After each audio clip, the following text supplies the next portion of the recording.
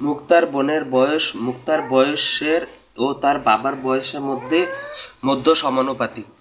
মুক্তার বয়স 12 বছর, বাবার বয়স 48 বছর হলে বোনের বয়স কত?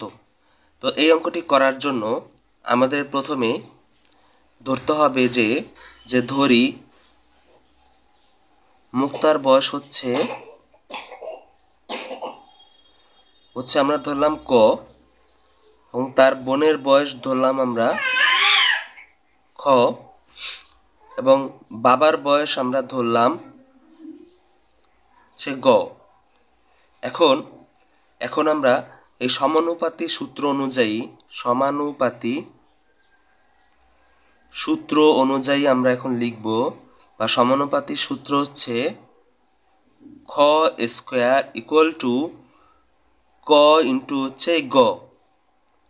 তো এখানে খ স্কোয়ার, এখানে ক এর মান হচ্ছে আমরা এখানে দেয়া আছে হচ্ছে মুক্তার বয়স হচ্ছে 12 বছর এবং বাবার বয়স দেয়া আছে 48 বছর। তো এখানে 12 গুণ হচ্ছে 48, তো এখানে খ স্কোয়ার ইকুয়াল টু 12 আর এবং 48 গুণ করলে হবে 576। তো এখন খ এর সাথে যে স্কোয়ারটা আছে সেটা 576 এর সাথে বর্গমূল হবে। তো বর্গমূল হলে এখানে খ এর মান আমরা পাবো 24। খ এর মান এখানে পেয়েছি আমরা 24। এই 24ই হচ্ছে তার বোনের বয়স, বা এখানে হবে 24 মধ্য সমানুপাতি। তো আমাদের এই ধরনের অঙ্ক সমাধান করার ক্ষেত্রে আমাদের এই সূত্রটা অবশ্যই মনে রাখতে হবে, সেটা হচ্ছে এই খ স্কোয়ার ইকুয়াল টু ক ইন্টু গ। এটা আমাদের মনে রাখতে হবে। এটা মনে রাখতে পারলে এই ধরনের অঙ্ক আমরা সমাধান করতে পারবো। তো এখানে আমরা খ এর মান পেলাম হচ্ছে 24।